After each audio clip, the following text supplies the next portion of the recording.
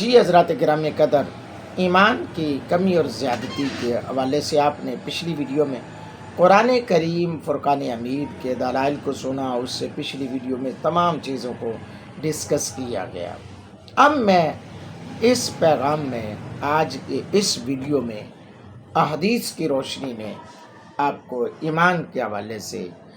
کچھ باتیں بتانا چاہتا ہوں۔ ضرور سنیے، لائک کمنٹ شیئر ضرور کیجیے۔ انشاءاللہ آپ اس چینل کے ساتھ، اس آئی ڈی کے ساتھ، اس بندہ نچیز فقیر حقیر کے ساتھ جڑ جائیں گے تو آپ کو بہت ساری چیزیں سیکھنے کو ملیں گی۔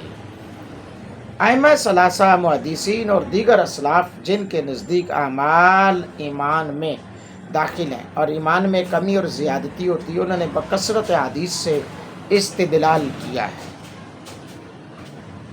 جن میں سے آپ کے سامنے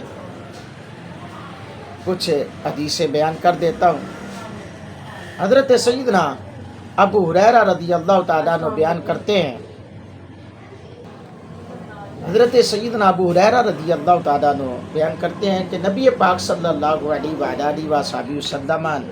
نے فرمایا ایمان کے 60 اور کچھ حصے ہیں، اور احیاء بھی ایمان کا ایک حصہ ہے۔ حضرت عبداللہ بن عمر رضی اللہ تعالیٰ عنہ بیان کرتے ہیں کہ نبی پاک صلی اللہ علیہ وآلہ وسلم نے فرمایا مسلمان وہ ہے جس کی زبان اور ہاتھ کے ضرر سے دوسرے مسلمان محفوظ ہو سکیں، اور مہاجر وہ ہے جو اللہ کے منع کیے ہوئے کاموں کو ترک کر دے۔ حضرت ابن عمر رضی اللہ تعالیٰ عنہ بیان کرتے ہیں کہ رسول اللہ صلی اللہ علیہ وسلم نے فرمایا مجھے لوگوں سے قتال کرنے کا حکم دیا گیا ہے حتیٰ کہ وہ شہادت دیں کہ اللہ کے سوا کوئی عبادت کا لائق نہیں اور محمد اللہ کے رسول ہے، اور نماز کو قائم کریں، زکوٰۃ کو دیں، اور جب وہ یہ کریں گے تو مجھ سے اپنی جانوں اور مالوں کو محفوظ کر لیں گے ماں سوا اس کے جو اسلام کا حق ہو، اور ان کا حساب اللہ پر ہے۔ حضرت ابن عباس رضی اللہ تعالیٰ عنہ بیان کرتے ہیں کہ رسول اللہ صلی اللہ علیہ وآلہ وسلم نے ارشاد فرمایا کیا تم اللہ وحدہ پر ایمان لانے کا معنی جانتے ہو؟ صحابہ نے کہا اللہ اور اس کا رسول زیادہ جانتا ہے، اور آپ نے فرمایا یہ شہادت دینا کہ اللہ کے سوا کوئی عبادت کا مستحق نہیں، نماز قائم کرنا، زکوٰۃ ادا کرنا، رمضان کے روزے رکھنا، اور مال غنیمت میں سے 5واں حصہ ادا کرنا، یہ ایمان کا حصہ ہے، ایمان ہے۔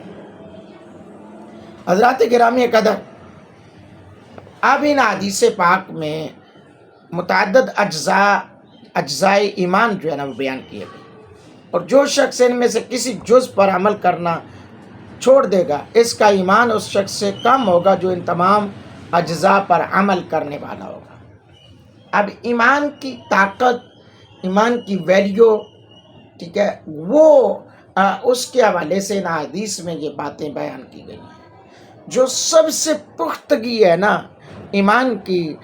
طاقت کی دلیل جو ہے وہ پختہ ترین کیا ہے کہ اللہ کی ذات پر وحدانیت پر ایمان رکھنا، اور امام الانبیاء علیہ تحیت و ثنا کی ختم نبوت کا ہے جو ہے نا وہ پورا دفاع بھی کرنا، اقرار بھی کرنا، اور لوگوں تک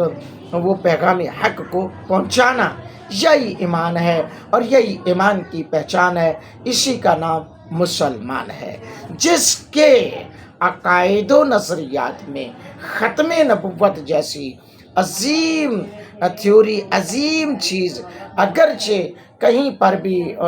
پر کمی بیشی وہ کرتا ہے تو وہ جان لے کہ اس کا ایمان مکمل نہیں ہے، بلکہ وہ مسلمان کہلانے کا حقدار بھی نہیں ہے، کیونکہ نبی رحمت صلی اللہ علیہ وآلہ وسلم کی ذات محمد الرسول اللہ، محمد عربی اللہ کے رسول ہے، اور وہ ذات اقدس ہے۔ قیامت تو آ سکتی ہے لیکن دوسرا نبی نہیں آئے گا، قیامت تک کوئی دوسرا رسول نہیں آئے گا، حضور علیہ الصلوۃ والسلام کے بعد کوئی پیغمبر نہیں آ سکتا، کیونکہ میرے مصطفیٰ علیہ الصلوۃ والسلام آخری نبی ہیں، اور یہی ہماری عقیدے کی جان ہے، اور یہی میری پہچان ہے. جو ایسا کہے، ایسے لوگوں کو ساتھ بٹھائے، ایسے لوگوں کے ساتھ ریلیشن میں رہے، تعلق میں رہے، اس کا اسلام سے کوئی تعلق نہیں. جڑے رہیے اس آئی ڈی کے ساتھ، اس چینل کے ساتھ. ایمان کی سلامتی کے لیے، اسلام کی پہچان کے لیے اللہ رب العالمین ہم سب کا حامی و ناصر و لائک کریں، کمنٹس کریں، شیئر کریں، فالو کریں، سبسکرائب کریں. جزاک اللہ خیر.